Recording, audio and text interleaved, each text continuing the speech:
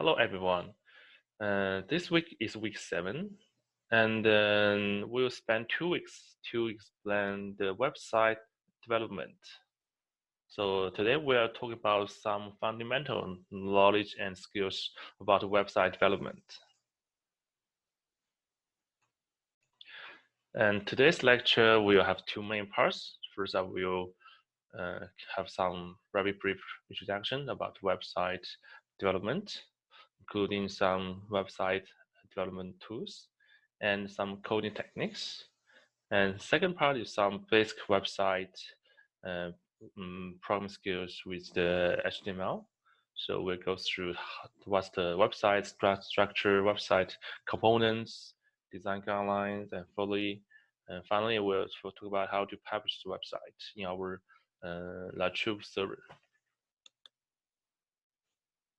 Then about the reading material. So you can read on the web development chapters on your textbook, or you can read some other relevant materials from online or other resources.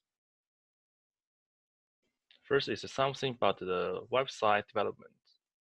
What is website? Website is a collection of related web pages and associated items on the World Wide Web. We'll call it www. So it contains the formatted text, layout, and links. And it also has the graphics or images, audio, and video. And here is one example of a web page. So in this web page, it contains the text and also the audio link you can play when you open this web page. And it also goes to the pointer. When you click this, you can go directly to some other web pages. So you can also have some like graphic links as well, or just pure graphs. Or you can have your video link or the text link. So this is a general web page contains all the elements of a website. So for the website development, the first thing you need to know that it has 2 main parts. First is the front end part. Second is a back end part. So what is front end? So for the front end is to build everything that a user can see on their screen. So everything you can see on the screen belongs to the front end part, including the text, the layout, the images, audios, the video links. So that all belongs to front end. And what is back end? Back end is relates to the server-side architecture, because for many web page, it's not just single web page displays some text, pure some like the image, but it may contain more advanced function. It may show you complicated data or the diagram, or it contains some website can even contains you can do some simple online programming, or some online tools, and some may even provide some AI function. So all this information with tools embedded into the website that are supported by the backend system. So to be easy, that front end you can see, but backend you cannot see. And for the front end, it contains 3 main parts, which is first the CSS, second is the HTML, and third is the JavaScript. And for the backend, we have the different kind of database.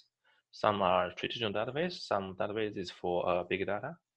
And we have the different apps, like maybe some of the Java like tools, or the Node.js, or some other Python related tools.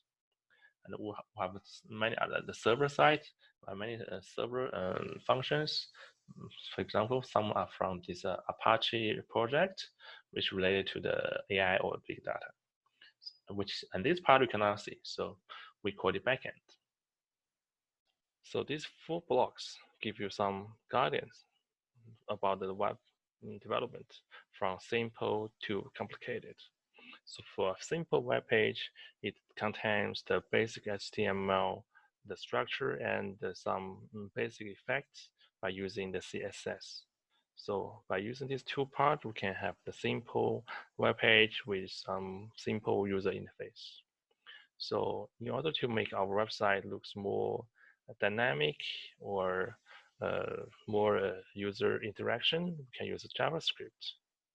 Then we can add the PHP language into our web design to involve server communications. Finally, we can add the Apache data management system to deal with the data analysis or more functions to your web page.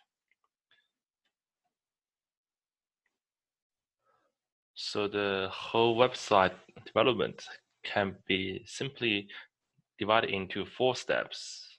So first step is to develop the web page with the useful tools. So this part is focused on the front end. And the second step is to host the website on the web server. So this step is focused on the backend. And then we should put our website, the web page, into the internet. So transmit it via the internet or intranet if you don't want this web page accessible from the outside. And later we can use our web browser or apps to send requests and view the web page. So that's the whole process. Then let's look at several useful web development tools. First is the text editor, since web page can be edited by any text editor. So you only find the good text editor to improve our working efficiency. Here I list 3 useful and kind of famous text editor. First is the Notepad++. So this tool is different from the original Notepad from the Windows. So Notepad++ provides more functions, such as highlight in different colors, depends on your programming language, and you can have more convenient search and replacement. And also you can even customize your Notepad++, so which is very useful. And second is called the Text Wrangler. Text Wrangler, from the function point of view, is very similar to Notepad++.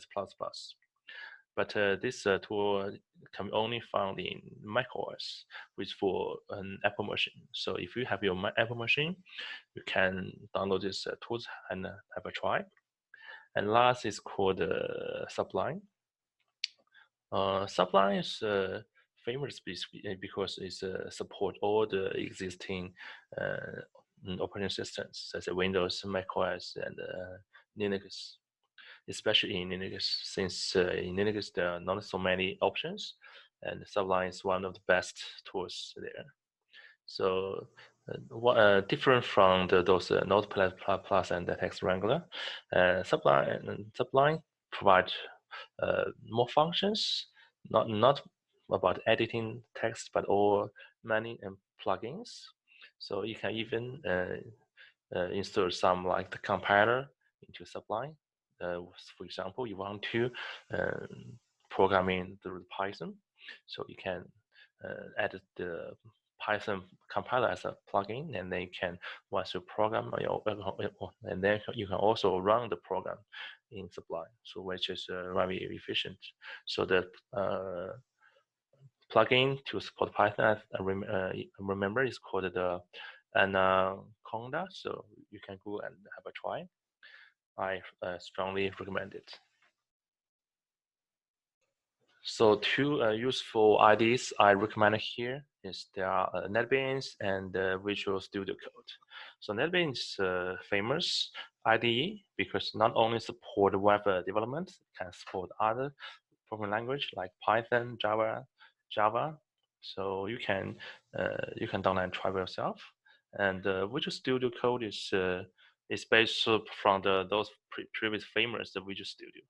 So Visual Studio Code is a free version, but this free version is still enough for our website development. So it's from Microsoft, so you can also try that if you're using Windows. Then let's look at some more advanced tools, web authoring tools. So first is the Dreamweaver. Dreamweaver is very useful tools to develop the front-end web page. So if you are a beginner, so you can use Dreamweaver to build a very beautiful and nice web page because it's very convenient. You don't have to deal with this just very pure text. So you can use Dreamweaver to insert the image directly, some other element directly, and then you can directly see the effect of your web page. So it's very, I would say, convenient and user friendly, especially to the new user. And then is the Photoshop. So Photoshop, I don't even need to mention here. Probably some of you have used that already. So because there are many images and things in your web page, and you can use Photoshop to make the image fit to your web page. And last is called a content management system. As we mentioned, a website may contain many informations like text, your different images, even the audio, video, or you want to have your address and also how to manage all this information is a complicated project. So how to do it in an efficient way? Here we can use this content management system. One of the famous tools is called the WordPress. So by using WordPress to develop your own website is very simple. You just need to find your own website address by renting or buying. Then you need to get your server to put all your files to the server. Then you can install this WordPress tools, and then this tool will help you to organize your website, all the resources, and make your website very organized. So that's the use of the content management system. And here we'll follow an example of a template of this WordPress. So here is the one example of the WordPress. So if you want to develop your own web page, so by using the WordPress, you can select the theme you like, and based on the theme, it will generate the website for you, and then you can customize the web page, the content by yourself, and then you just need to fill in your domain name and configure your server, then your website is up and running. So when you finish your web page development, actually you may have no idea is there any errors in your web page. So how to validate your web page code?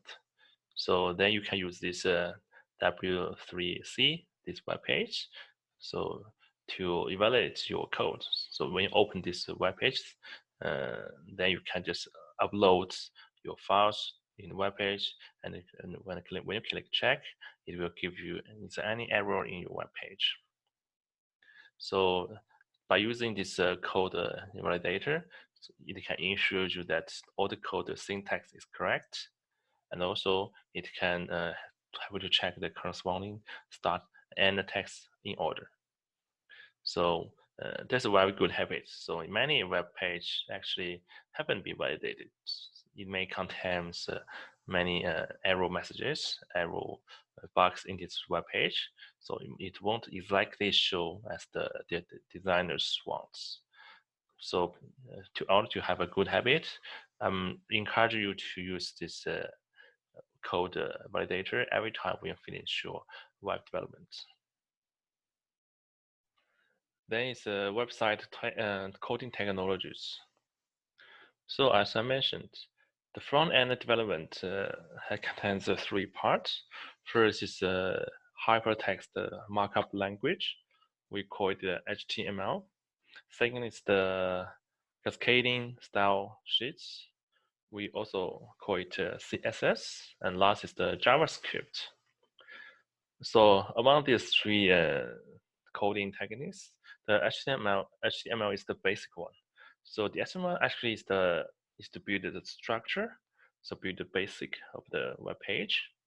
So our web page is different from the Word, so from other texts. So it has different style and different text formats.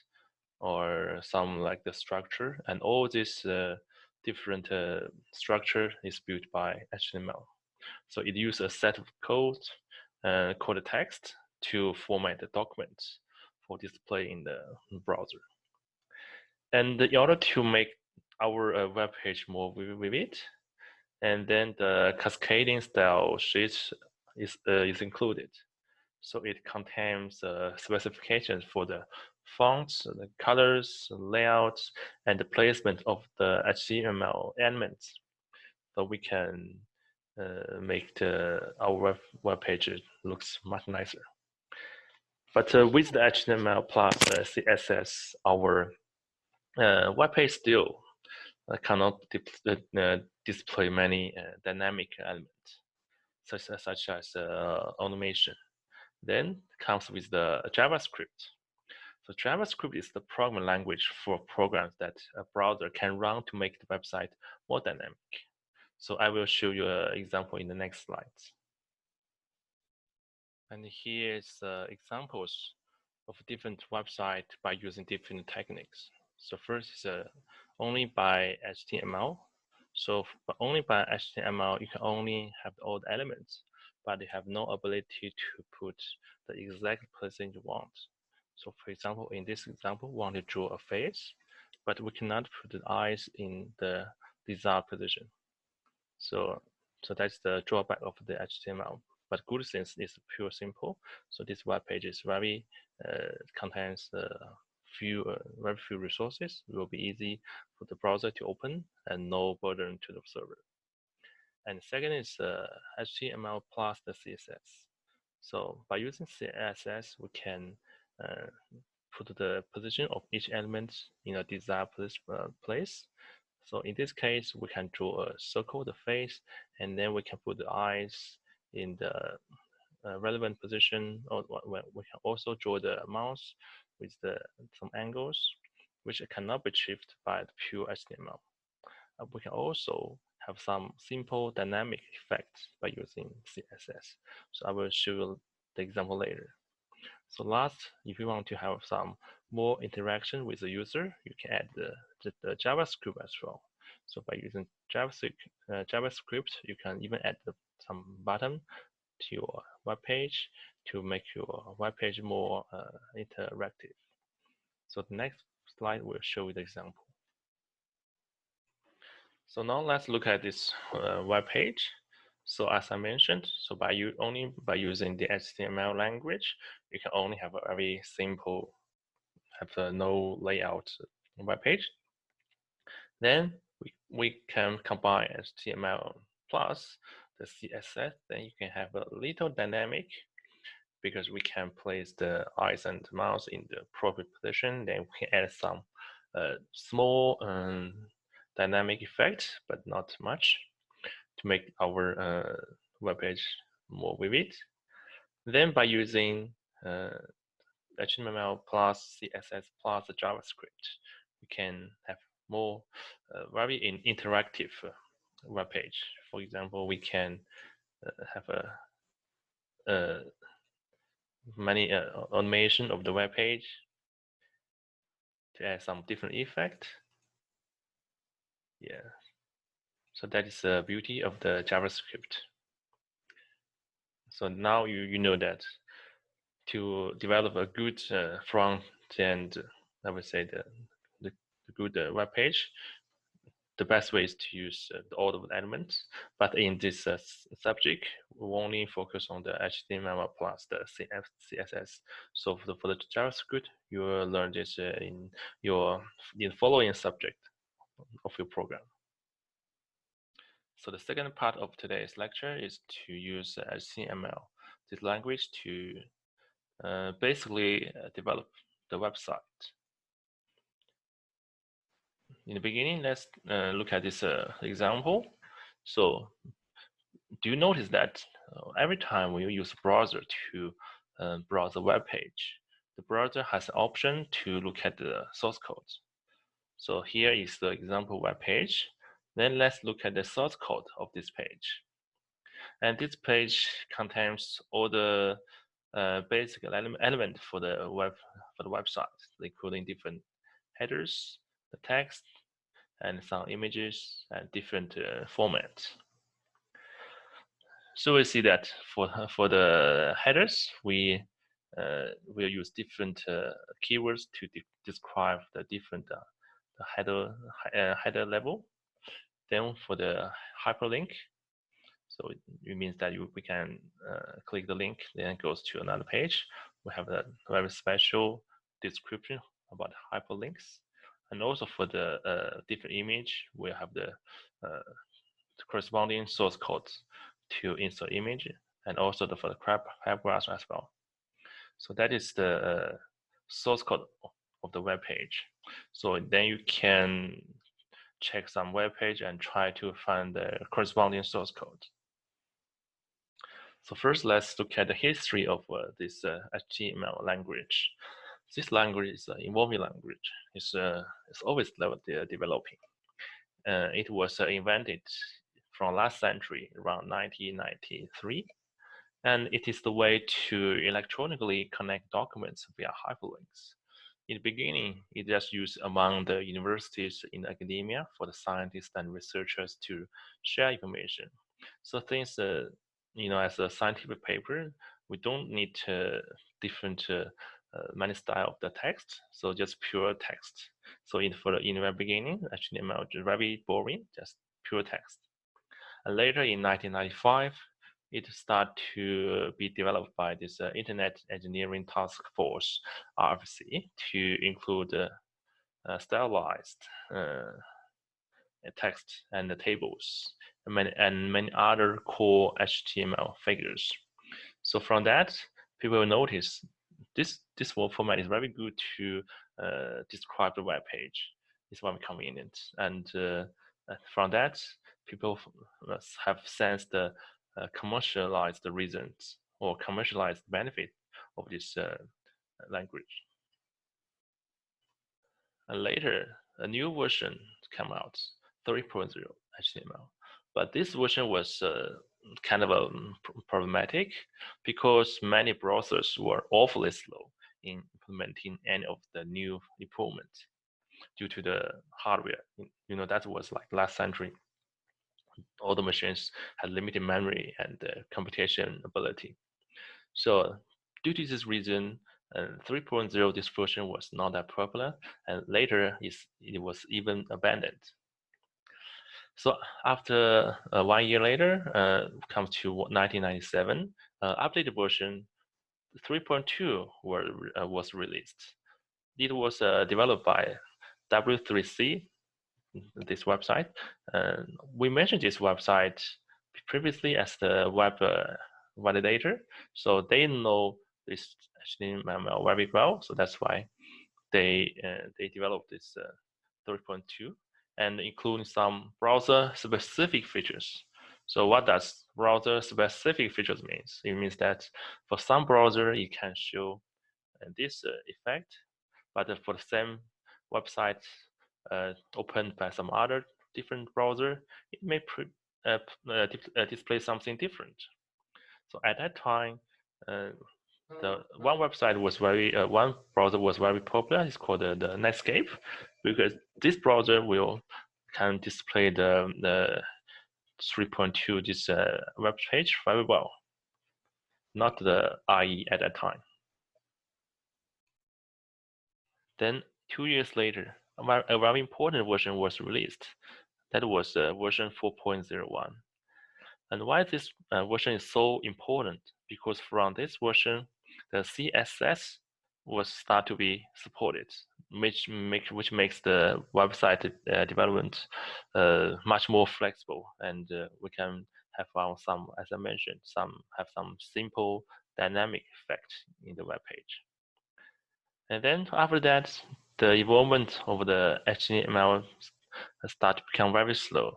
So after 15 years, there was a year 2014, the latest HTML version was released. That was HTML5. So HTML, this version was also a big step towards compared with the previous version, because this version was designed for the web, both for now and in the future. And in this HTML5, plenty of new elements, new attributes, and abilities were added in this new version. So we can have a more dynamic things, even 3D effect can be brought into this web page. So that is the whole history of this HTML language. Let's start with the web page structure. So HTML is built on the document object module. We call it the DOM. So the web page consists of elements that indicate to the browser the structure of the web page. And this figure gives you an overview of the structure based on this HTML. So for the document, we start with the root element, with the HTML, this keyword by the angle bracket. Then we have two main parts. So the first is the headings, and second is the body. So the headings, the head indicate the topic of the web page.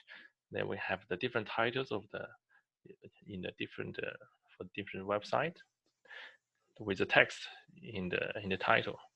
For the elements, body elements, we will have a different attributes in this under the body element. We can include here's a different reference, as for example the hyperlink.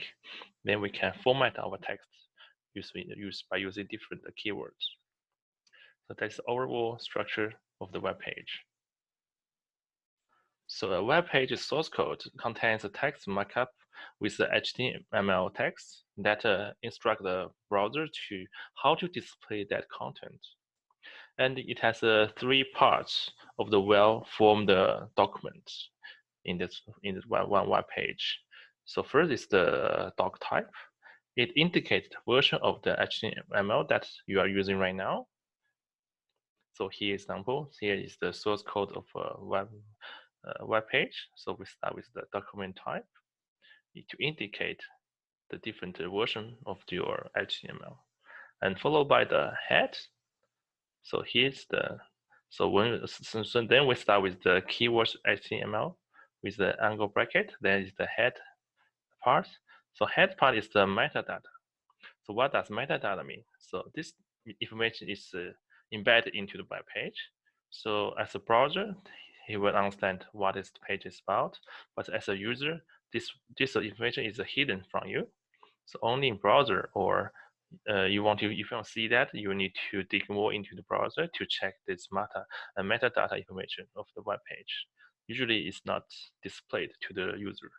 And finally, is the body. So body is the displayable content. So with the first head, then it's body. So after body with the keywords, you will see the key information of this web page. So here is more explanation about the previous content I just mentioned. So for the doc type, it indicates the different version of the HTML you are using now. So for the HTML5, you should use this keywords to indicate you are using the latest HTML version. And for the head, so the additional information is used by the browser. So it contains the metadata, so for example, the font of this web page, or the language, different languages in this web page, and then other supporting files like does it contain JavaScript, does it contain like the styling element or some other add-ons. So this will be included in the head. So as I mentioned, this metadata will not be displayed to the user. It's for the user, it's the bulk of your web page, so it will be shown in the body. So it's important to write well formatted the code, like tree-like. So the most of the content is displayed by the browser is in the body. But there may be some metadata too, which is hidden from the user, but it depends on how you write your code. Then it's the web page components. So as we mentioned, the web page consists of a different text. So the text, so each tag is enclosed by this angle bracket. So when you see this, it means one tag. And most elements in the web page are two-sided. So they have a open and a closing tags. So when it's open, we have this like this, open tags like this. Only the keywords followed by the angle bracket. So for the closing tag, we have the slash, start with slash, then with the keywords to indicate that is the whole tag. Then we have some tags that are just one-sided. So it means it only have the opening tags, but without the closing tags. For example, br slash and hr slash, this text just one-sided. So br means the line break. So this element introduce a line break in text. So it is very useful for writing some an addresses for your web page. And then it's the HR. This element is for horizontal rules. That is used to insert a horizontal rule or a thematic break into the HTML web page to divide or separate document sections. So that is one example. And then a tag may introduce attributes that modify the behavior of the elements. So here in this example, we have the paragraph element with the text, but in the text we add this class attribute to indicate, okay, this text have a name, have a class name, editor notes. So later, if you want to change the style of this text, we can refer to text name rather than the whole text. So it will be very convenient for our web page development. So heading tag is one of the most basic and important tag for the web page. Almost all the web page contains the headings. So for headings, it contains different levels. So different is different the font size. So to use the different headings, the level you can make your website very well structured and organized. So for the heading, for the heading one, you just use the H1. And if you want to use the heading level 6, then you just change to 1 to 6. So in this way, you can easily make your web page well organized. And the second important tag is called a paragraph tag. Why is it important? Because the basic content of the web page can use this tag. It starts with P and end with the /P. In between, you can put the content, the text content of your web page. And this tag is very easy to use and not much things to worry about. But only one thing you need to bear in mind is that the new lines in the code are ignored in the when you finally display your web page. So if you want to draw a new line and for a new line of your text, you have to use this BR, which is a new line in your paragraph tag. So I will give you an example later. That is the format text. So same as the Microsoft Word or other text editor, we can change the format of our text in the web page. So for the bold font, we can use the strong to emphasize the keywords, or we can use this called EM, this tag to make your text italic. So that's the format tags. Then is the one of the most important tag called the pre-format tag. So why is important? Because the text enclosed in the pre-element usually preserve the spaces and line breaks in this text. So wherever you're using the paragraph element, this P we just mentioned in the last slide. So multiple white space characters are reduced to a single space. So let's give an example for clear understanding. So here we use the pre-format tag. So we want to put this in as content. So we have we'll put this like a table with a name, and age and the position. So when we use the pre element, when we show in our browser, it will show exactly as we write in as a source code. So everything will be preserved, the new lines, all the spaces.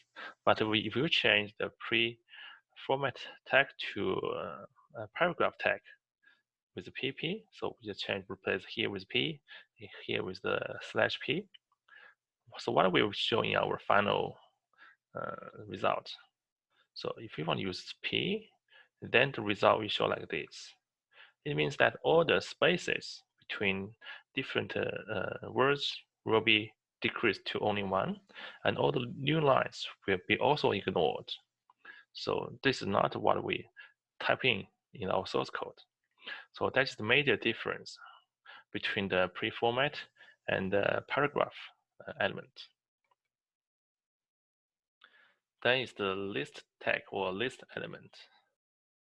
So for list, we have three main types. First is called the unordered list. So in this type, for display, we just use the dot or square or triangle to indicate each item.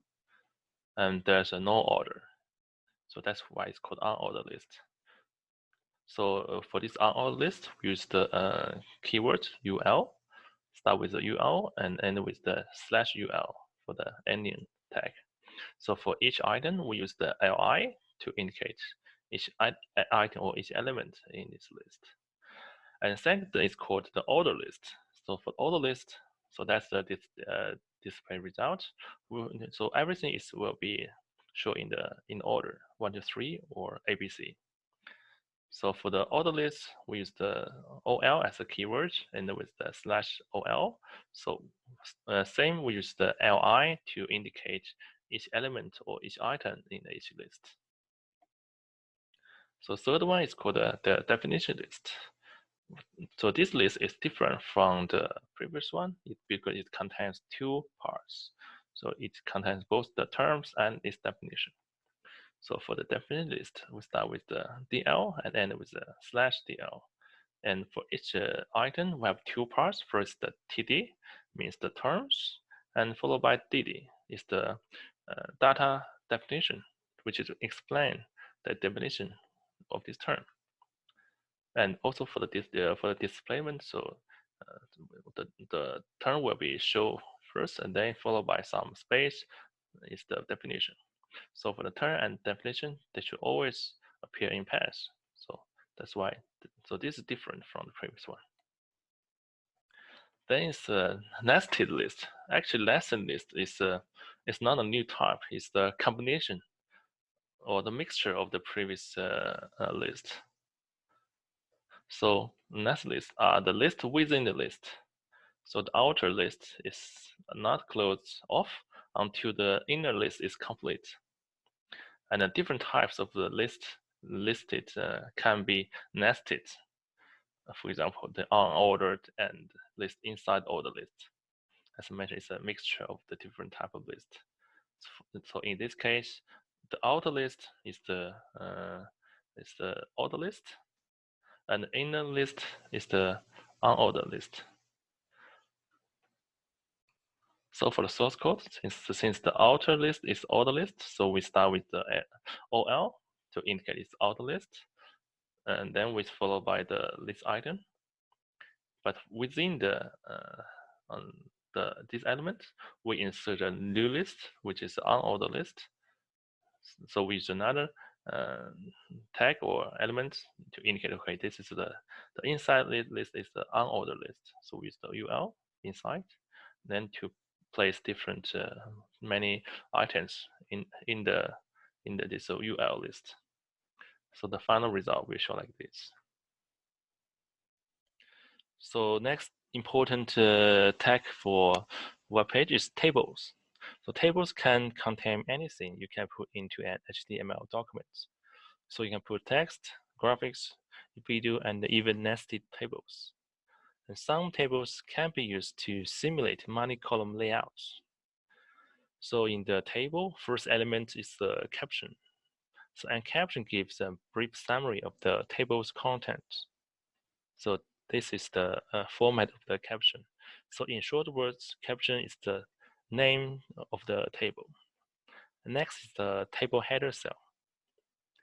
It's also an element. So table header is used for column or row headings if you design. So when you design a table, you want to put the header for each row or for each column. So you can use this th to indicate this is the header cell.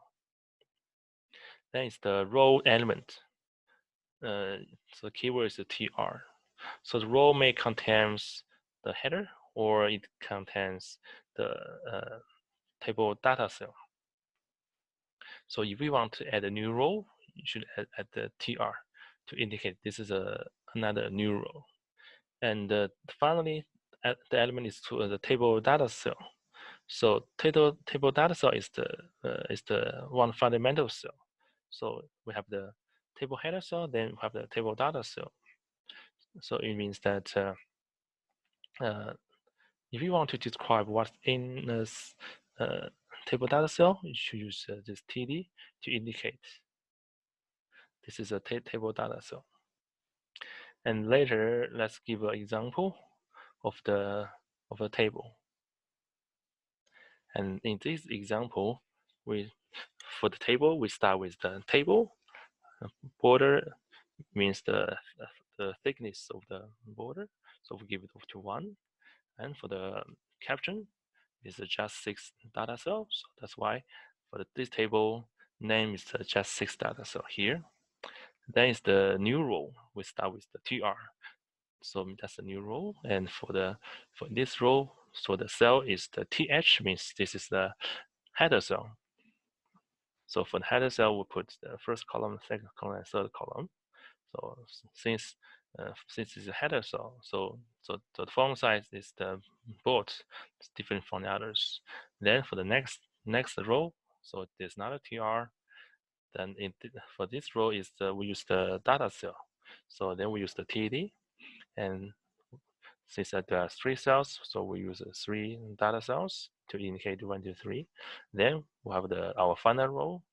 So it's also new row. So we have another tr, and then it's also the data cell. So and we have a 3, so 3 TD, and give the contents of each cell. So 3, 4, 5. And finally, we have to have a ending tag, so /table. So that is the source code of this table. So in the first example, it's very fundamental to design a table in a web page. But actually, we can have more things to describe a table.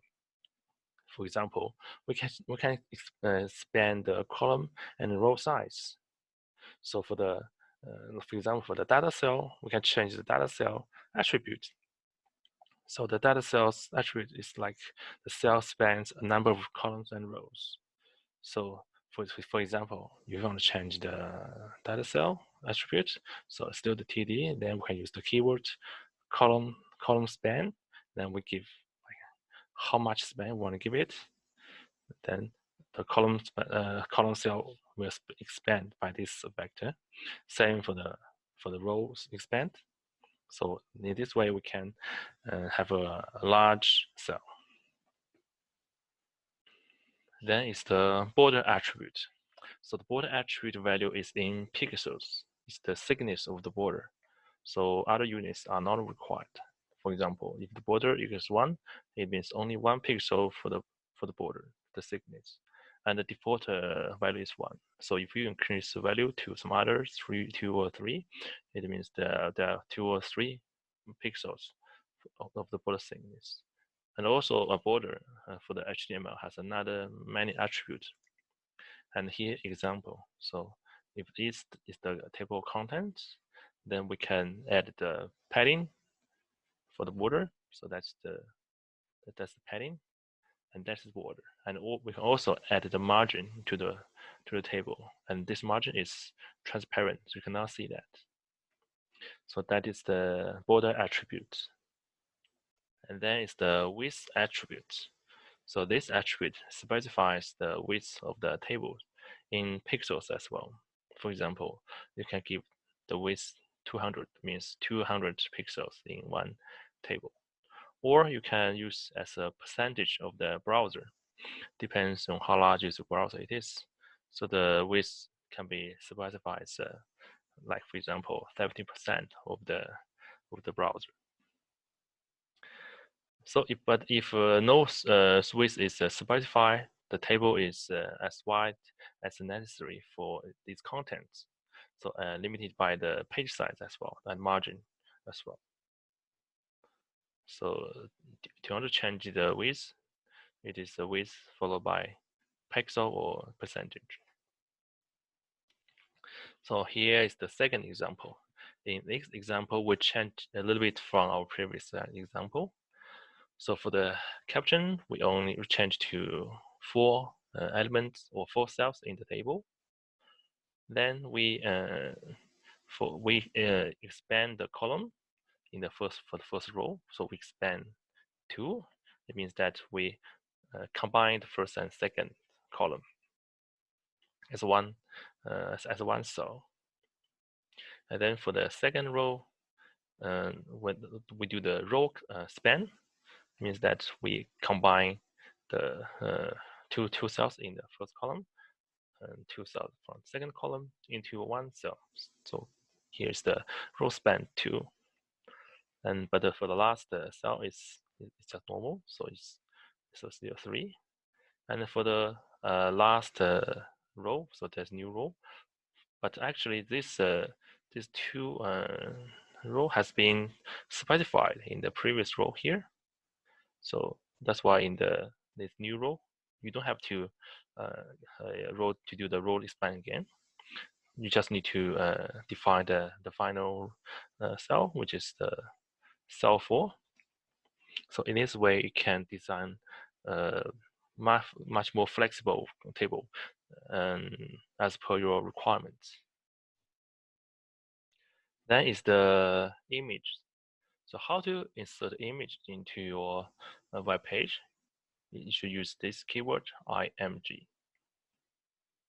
And commonly used image format are JPEG, PNG, and GIF. So only these 2 formats can be included into your web page. And another important thing about image is it is a one-sided tag, so there's no closing tag. And images are displayed within some other elements, such as the paragraph, or the list, or the table. So the syntax of image is like the following. We start with the keyword img, then is the source of the image. So the image can be from the local computer or from any image from the internet. Then is the alternative description of this image. Then is the width and height of this image. Here is the example how to insert an image into a table. So we want to insert image into this table. So that's the second row and the first column. So we define, okay, that's the second row, second tr, and first column. So we want to expand because this image is big, so we can do the row span into 2. Then the image, the source is given by this form. It means that this image is from the local computer, and the alternative description, so where it is, and then it's the width and height. So in this way, we can insert the image into a table. And here is a more description about the syntax of the image, as I described before. So we say first is the source, is the compulsory parameter. So it could be the file name, which is from the local computer or from an image file from the internet. And second is the alternative description. It's also compulsory to describe what this image is about. And then is the width and height. So these are recommended. So you don't have to put these 2 parameters. Otherwise, if you don't have these 2 parameters, so the size will be depends on the picture size. Otherwise, the browser can shrink or expand the image according to parameters. So the image and the height can be specified in both pixel and the percentage. So if it is in pixel, just put the numbers. If it is in percentage, just use the percentage number. So it will the image will be adjusted depends on your browser. Then is the hyperlink. Hyperlink tag is very different from the previous tag because there's no specific tag for hyperlink. Hyperlinks in the web page are made using the anchor tag pair. So start with the A and end with the /A. And also the attribute of the hyperlinks is also different. It by using this href, this attributes to specify the URI of the page. Your URI means the Uniform Resource Identifier or the email address. So an anchor must be within another element, such as the paragraph or the header. So we cannot use the anchor tag separately. So the use forward slash to specify the dictionaries of the folder, not the backslash. And also spaces in file or the folder names are not recommended because some browsers have trouble with it. So this problem is similar to many Linux systems. So in many Linux systems as well, so the file name and the folder name spaces cannot be recognized. So same here. So if you want to specify the hyperlink, you'd better not use any spaces in your text. So the format to the link to another web page looks like this. So this is the syntax. In the beginning, we have the keyword A, followed by the attribute, href. We need to specify the URI, and then the name of the hypertext, the link here, and then that's the at the end that's the ending tag. And here's one example. We want to link to address. So start with the starting tag, then is the email address, then it's the name of this address, and then finally it's the ending tag. And then here are more examples. So in this example, we wanted to put the La Troupe official web page as the hyperlink. So first we need to have the paragraph. So start with the P. Then so that's text click the link. So followed by the hyperlink. So it is hyperlink. So we have the anchor tag A, followed by the reference, which is the web page address, which is the latroupe.edu.au. Then it indicates this is La Troupe official website, so which is the web page. So then it will be displayed like this in our website. So click for La Troupe's web page. So only the La Troupe's will be the hyperlink. So next example, we will have the email as the hyperlink. So same thing. So first we need to have the paragraph. So start with P, click the following link. Then is the email address. Start with the A, the anchor tag, followed by, for example, my email address. Mail to, then it's my email address. Then it's the description of this hyperlink. So, and that's the ending tag. So then will be displayed like this. So please click the following link or email. My name will become a hyperlink. So when you click this, maybe the Outlook will pop out, and that's the rest. So these two examples show you how to put a web page or email to hyperlink. So finally, let's talk about the styles. So the styles is actually from the CSS parts, and the CSS will be described in our next lecture. So here we just take some early look about this CSS. So for CSS style, we can change the color of the text. So here, for example, want to change the text color in the paragraph. So first we have the paragraph, then we can use the style, this attribute. Then we have the color. If you want to change the color, text color to red, We can directly use the name of the color, or we can use the RGB hex number to change the color as well. Or the third method is to use the famous RGB array to change the text color. And this table is a summarize of the RGB array or the hex number with the corresponding color. So here is just limited examples. So if you want to change more colors, you can Google by yourself. So that's all about the website or web page components. Then let's move to the next one, web page design guidelines. Finally, let's look at how to publish the website. So in order to make the website available via a web server, first you need to copy your files to the server. So this server could be a like internet server, which can be accessed by all the people around the world, or this server could be a local server. So it's only accessible within a small network. Then you need to set the permissions to your files.